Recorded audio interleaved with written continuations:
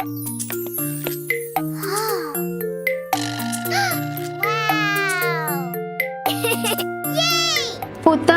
මොකද කරන්නේ? කො මෙහාට දෙන්න ෆෝන් එක? අනේ මම කාටුන් එකක් බල බල ඉඳියේ. ඒක මිසක් ඕනේ නැති වැඩ එහෙම කරලා අහුවෙනව නෙමෙයි. දන්නවනේ මගේ හැටි. ඔයා දන්නවනේ අක්කේ අද කාලේ ළමයින්ගේ හැටි.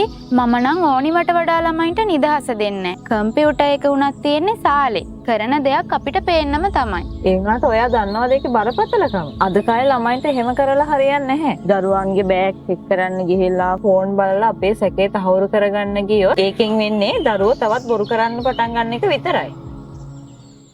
ගොඩක් වෙලාවට දෙමව්පියෝ බොහෝ දෙනෙක් හිතන දෙයක් තමයි දරුවෝ ගැන සැකෙන් බලන එක. එහෙම නැත්නම් ඕනවටත් වඩා වැඩිපුර හොයන එක දරුවන්ට ඊටාම හොඳයි. එහෙම නැත්නම් දරුවෝගේ ආරක්ෂාවට ඊටාම හොඳයි කියන එක. හැබැයි මෙම නිරන්තරයෙන් දරුවන්ව සැක කරද්දී කාලයක් යනකොට දරුවෝ හිතන්න පටන් ගන්නවා මම වැරදි නොකරත් අම්මලා මාව සැක කරනවා නම් මම මේ වැරද්ද කරත් මොකද කියලා. දරුවෙක් නොකරන වැරද්දක් කරන්න පෙළඹෙන ලොකුම හේතුව තමයි මේක. මේක අපි මනෝවිද්‍යාවේදී self fulfilling prophecy කියලා හඳුන්වනවා. ඒකෙන් කියවෙන්නේ තමන් ගැන අනුන් මවන චිත්‍රය සැබෑවක් කරනවා කියන එක. හොඳින් මතක තියාගන්න වරදක් නොකරන ඔබේ දරුවා වැරදිකරුවෙකු ලෙස ලේබල් ගැසීමෙන් දරුවා නිකම්ම වැරදිකරුවෙක් බවට පත්වන බව.